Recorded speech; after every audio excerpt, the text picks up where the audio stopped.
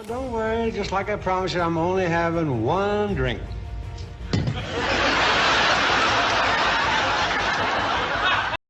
Hey there, friends. Imagine this. A smooth, charming guy steps onto a bright TV stage, glass in hand, looking like he's having the time of his life. But tonight, something's different. His eyes are a little too glassy, his steps a bit wobbly, and the jokes come out raw and real. That's Dean Martin, and on this one live show, everyone realized his famous drunk act wasn't just for laughs anymore. It was heartbreak pouring out, and it left the whole audience frozen in shock. Stick with me as I take you through Dean's incredible story, from a tough kid fighting for every penny, to a star who hid his pain behind a smile. You'll feel the ups, the downs, and that moment that changed how we saw him forever. Let's go back to the beginning, because Dean's life started in a place that was anything but glamorous. Picture a tiny 2-room apartment in Steubenville, Ohio, right above a little shoe repair shop. That's where Dino Paul Crocetti was born on June 7, 1917. His mom and dad, Gaetano and Angela, had come all the way from Italy, chasing a better life in America. But it wasn't easy. Dad worked super long days as a barber, bringing home just $18 a week. Mom cleaned houses and did laundry for other folks to help pay the rent. They didn't even have water inside the house. Nope, they had to go outside for everything, sharing a bathroom with a bunch of other families. Food was simple stuff like bread, pasta, and veggies from their little garden. Young Dino didn't learn English until he was 5 years old, and when he finally went to school, the other kids teased him about his funny accent. His big brother even had to sit in class with him to help translate. It made Dino feel so out of place, like he didn't fit in anywhere. By the time he was 13, school just wasn't working for him. He quit in 10th grade and told his mom he had to start earning real money to help the family. So he took on all kinds of jobs, sneaky ones too. At night, he'd sneak across the Ohio River delivering bootleg whiskey, which was illegal back then, for just 50 cents a day. Then he started running numbers for bookies, collecting bets from guys at the steel mills who gambled away their hard-earned cash. He shined shoes at fancy clubs, stocked shelves in stores, pumped gas at stations, and tossed newspapers before the sun came up. At 14, he lied about how old he was to get a night shift at the steel mill, making $1.25 an hour. Every single job was tough, the kind that wore you down to the bone. The hours were long, the work was dirty, and he was always tired. But Dean later said that's why he loved living easy as an adult, because he'd already done the hard stuff as a kid. And speaking of hard stuff, Dean got into fighting too. At 15, he started boxing in underground clubs around the Ohio Valley, calling himself Kid Crochet. From 1932 to 1936, he stepped into the ring 36 times, winning 25 fights and losing 11. It wasn't pretty. One punch smashed his nose crooked, and it stayed that way forever. He didn't have fancy wraps for his hands, so he fought with bare knuckles, and they got all broken up and never healed right. In one fight, a hit split his lip wide open, leaving a scar that never went away. He even lost feeling in parts of his mouth, which gave him that famous half-smile people thought was so cool. Dean joked about his record later, saying he won all but 11, but every punch left him with something broken inside or out. Then came the fight that almost ended it all. In 1936, at 19 years old, he was in the ring at the Steubenville Memorial Auditorium. A sneaky punch hit him right in the temple, and he dropped face first to the mat. He stopped breathing. It took 5 whole minutes for them to wake him up. When he finally came to, he was throwing up blood and couldn't remember his own name. He spent 3 days in the hospital with a bad concussion, and the doctor warned him that one more hit to the head could kill him. The bill was $470, way more than his family could pay. That was the end of boxing for Dean. He decided right then to chase something else, singing. Even before that scary fight, Dean had been dipping his toes into music. At 17, in 1934, he started singing in shady clubs around Steubenville while dealing cards in the back rooms. People liked his smooth voice. He copied a singer named Harry Mills from the Mills Brothers, and folks tipped him for it. Then, in 1935, a band leader named Ernie McKay hired him for $75 a week, which felt like a fortune during those tough Depression years. He sang at places like the Walker House and the Rex Cigar Store, anywhere they'd let him perform. His style was calm and easy, the total opposite of the rough life he'd known, and it clicked with crowds. But there was another side to his early jobs that not many talked about. At 17, Dean worked as a croupier at the Rex Cigar Store. which was really a cover for an illegal casino run by a crime family called the Scola. He'd spin the roulette wheel from 8 at night until 4 in the morning, making $30 a week plus tips, 3 times what he got at the mill. When gamblers got mad about losing, he'd sing to calm them down. When tough guys from the mob showed up angry, he'd stay super cool. The feds raided the place twice, and both times Dean slipped out the back alley. On quiet nights, he'd perform with dance bands under the name Dino Martini. That mix of charm and a little danger stuck with him his whole life, making him the guy who could handle anything with a smile. In 1938, things got even tougher. Dean was broke and sharing a dingy apartment in New York with another singer named Sonny King. They were so desperate for cash that they came up with a crazy plan, hosting bare-knuckle boxing matches right in their living room, charging 50 cents to watch. Folks crammed in to see them fight until one dropped. The first time, Dean knocked Sonny out and they made $12. They did it 3 or 4 times a week until the walls were splattered with blood and the landlord kicked them out. They were hungry, scrambling to survive, doing whatever it took. But luck turned in 1940. A band leader from Cleveland named Sammy Watkins offered Dean $200 a week to tour. There was one catch. Sammy thought the name Dino Crocetti sounded too Italian, too foreign. So they changed it to Dean Martin, something more American, something that opened doors. From 1940 to 1943, Dean sang in ballrooms all over the Midwest. His voice was like velvet, his style so laid back, and people started remembering the name. Around then, his personal life started changing too. In 1941, he married a woman named Betty McDonald in Cleveland. They had 4 kids, Craig in 1942, Claudia in 1944, Gail in 1945, and Deanna in 1948. But Dean was always on the road, missing birthdays and holidays while Betty stayed home. The distance pulled them apart and they divorced in 1949, right as Dean's career was about to explode. In 1942, his old life almost caught up with him. Police raided a gambling spot in Cleveland and arrested Dean along with some dealers and performers. He was looking at real trouble. But a few days later, the charges vanished quietly. Some folks whispered that his bootlegging connections from back home helped. Dean didn't hide it. He turned it into part of his cool, mysterious image, the singer with a shady past who just smiled through it all. The Army called in 1943, drafting him during World War II. But he only lasted 14 months before a hernia got him sent home on medical discharge. While other guys were off fighting, Dean stayed and built his star power. He started performing at fancy spots like the Rio Bamba Room in New York for $500 a night.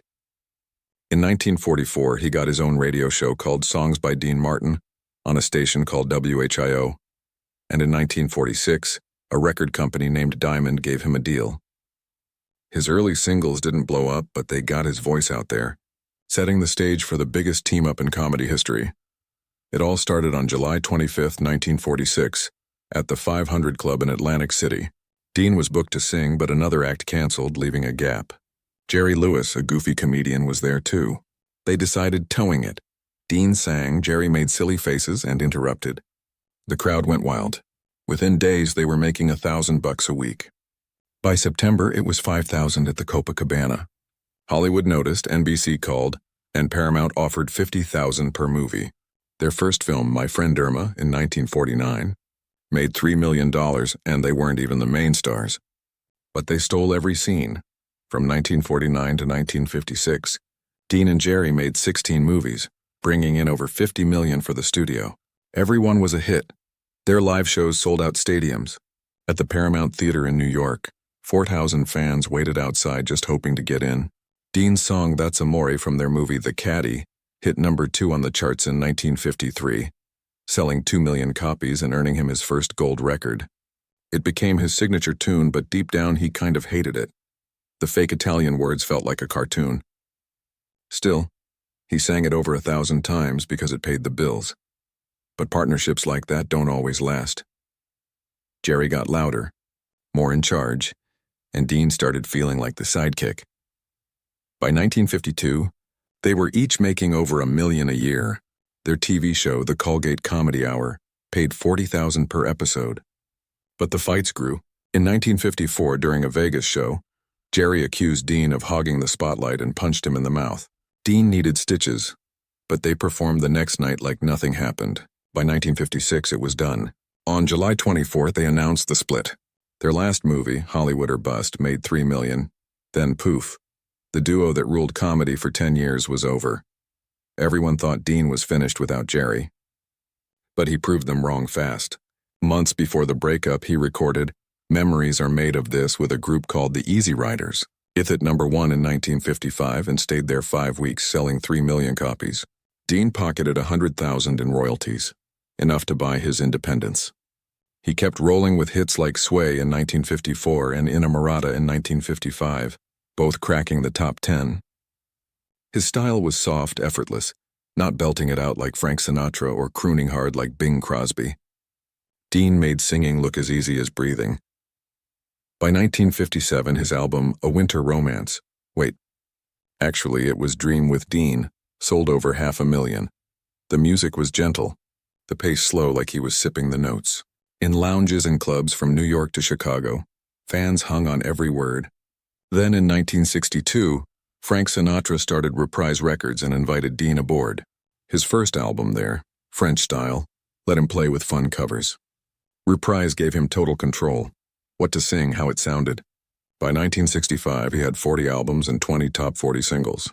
His deal was worth $1 million over 5 years. He wasn't just Sinatra's pal. He was his own boss. In 1957, Dean headlined the Copacabana for $10,000 a week, more than Sinatra. But even with the fame, he still had toasting That's Amore every night. It brought in up to $50,000 per show, but he called it a joke. He sang it anyway, because it funded the good life, golf, nice houses, freedom to pick songs he loved. Then in August 1964, during Beatlemania, Dean's Everybody Loves Somebody knocked the Beatles' A Hard Day's Night off number 1.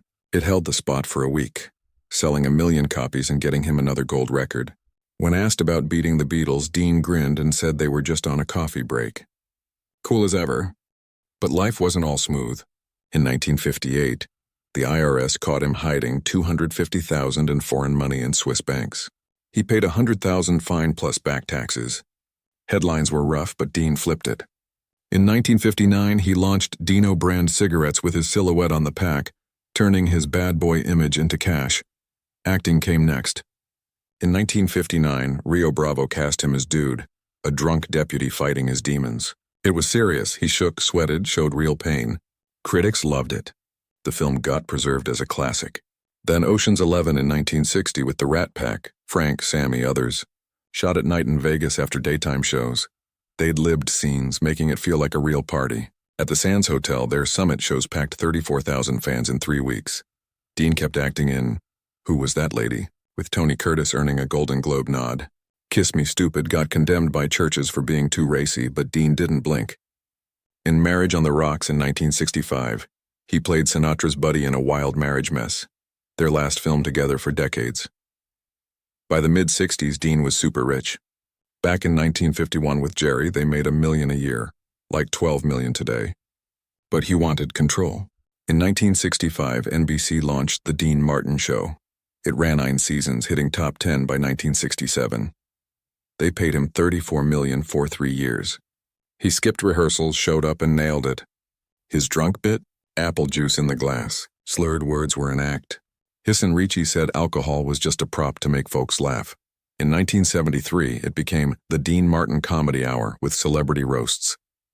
First Bob Hope, then Sinatra, Jimmy Stewart. Taped at MGM Grand in Vegas until a 1980 fire killed 85 and halted production. Dean finished his contract, but the joy faded. That decade, he reunited with Jerry on a 1976 telethon. Frank set it up. 85 million watched. 20 years apart, Jerry cried, Dean smiled. Backstage, they talked. Jerry said sorry, Dean forgave. Maybe they chatted daily after. Maybe not. But for one night, old magic returned. In 1966, Dean became Matt Helm, a spy in The Silencers. It made $16 million. Spawning sequels, Murderers Row, 1966. 11th biggest film. The Ambushers, 1967. The Wrecking Crew, 1968, with Sharon Tate. Bruce Lee trained her fights. But in 1969, Sharon was killed by the Manson family. Dean was devastated. He quit the 5th film, losing profits, but he wouldn't continue. In 1970, Airport exploded, earning a $128 million on $10 million budget, 9 Oscar nods. Dean's role helped make it Universal's top hit. In 1971, Something Big had him as an outlaw kidnapping for a gun trade, filmed in Mexico, his last lead role. He preferred easy TV cameos after. In the 70s, roasts kept him going. On April 25, 1973, after divorcing Jean Beager, his second wife, 24 years, 3 kids, Dean Jr., Richie Gina, he married Kathy Hahn, 23 to his 57. They wed at home, adopted her daughter Sasha, but divorced in 1976.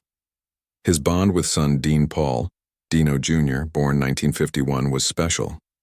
Dino starred in Players on 1979 Golden Globenome. In 1980, he joined the Air Force, became a top pilot in the California Guard. Dean was proud of his son's goodness. But on March 21, 1987, tragedy struck. Dino's F-4C Phantom crashed in a snowstorm into Mount San Gorgonio at 400 Mo. He and Officer Ramon Ortiz died instantly. Wreckage took 6 days to find. Dean shattered. His fake drunk became real. He drank heavily, canceled shows, withdrew. In 1988, Frank and Sammy's Together Again tour included Dean, but he quit after a week. Grief won. Liza Minnelli replaced him. It became the ultimate event. Drinking worsened. Emphysema from 60 years smoking hit hard. By 90s, he stayed home. In 1993, lung cancer diagnosis. Tumors spread.